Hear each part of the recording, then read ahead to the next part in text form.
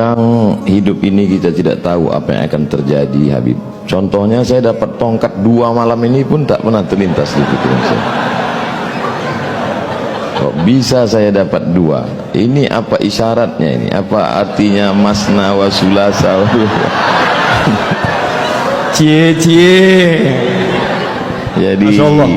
Jadi kalau Habib bertanya terus terang, wallahu a'lam bishawab. Jadi saya pulang tahun 2008. Pulang tahun 2008, pulang dari Maroko 2007. Habis itu kebetulan ada petugas haji di Makkah 3 bulan. Jadi bulan Maret saya baru pulang. Pulang bulan Maret, lalu kemudian saya tidak langsung pulang ke Indonesia karena tiket murah ke Brunei Darussalam. Saya buat surat lamaran cari kerja itu 15, Habib. Masih ada sampai sekarang, saya simpan untuk kenang-kenangan. Nggak ada yang diterima satu pun. Akhirnya saya di Jakarta menerjemah buku. Buku yang saya terjemah itu lebih kurang 40 buku. Buku setelah terjemah saya serahkan ke penerbit, saya jual habis. Selesai. Sekarang buku itu dicetak mereka ulang. Kemarin di Islamic Book Fair, penerjemah Abdul Somad, penerjemah Abdul Somad. Saya nggak dapat duit lagi. Karena buku itu saya terjemah 10 tahun yang lalu. Saya nggak tahu kalau saya akan jadi ustadz terkenal. Lalu kata ibu saya, kau pulanglah ke Riau. Saya bilang sebelum pulang saya mau ikut tes dulu, tes dosen di UIN Ciputat. Saya ikut tes dosen, tes bahasa Arab, bahasa Inggris, lulus. Tes potensi akademik, lulus.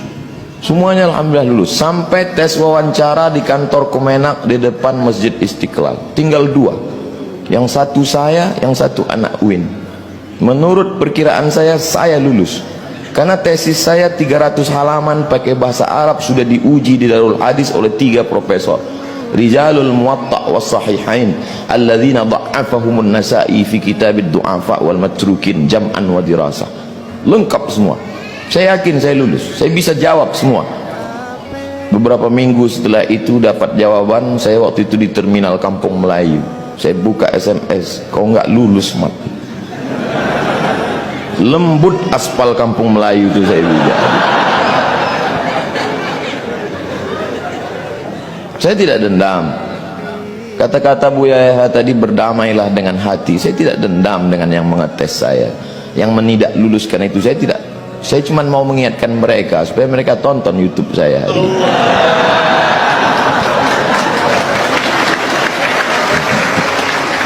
Ustadz masih dendam? Tidak, cuma ingat aja dikit.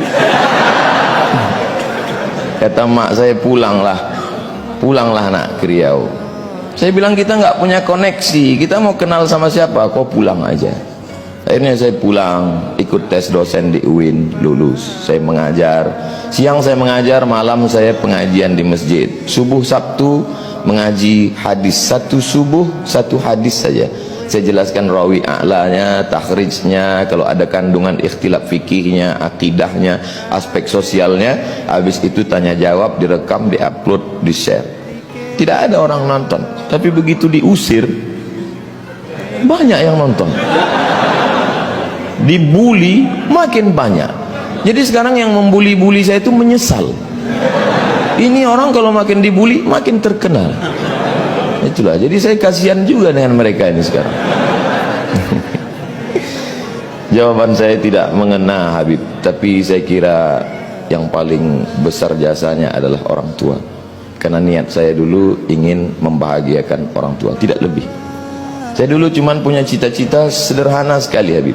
Saya mau pulang kampung, beli tanah 1 petak, ternak lele, tanam daun ubi, tanam kangkung. Malam saya ngajar ngaji, kemudian saya bermanfaat buat umat. Itu saja. Bahwa kemudian sekarang jadi begini lebih dari yang pernah saya pikirkan. Mungkin itu doa mbah-mbah saya, guru-guru saya, termasuk orang tua saya, termasuk para habaib yang selalu mendoakan saya karena mereka sayang dengan saya. termasuk Habib Novel, walaupun pertanyaannya itu menggugah hati saya. Jazakumullah khair.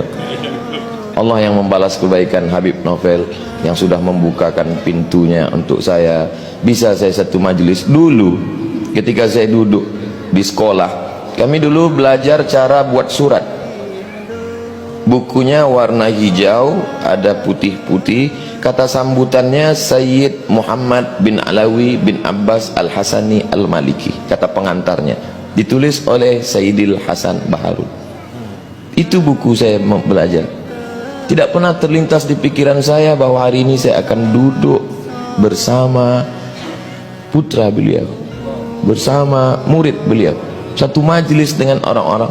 Jadi banyak hal-hal dulu yang saya impikan hari ini terwujud. Maka suatu kebahagiaan yang luar biasa.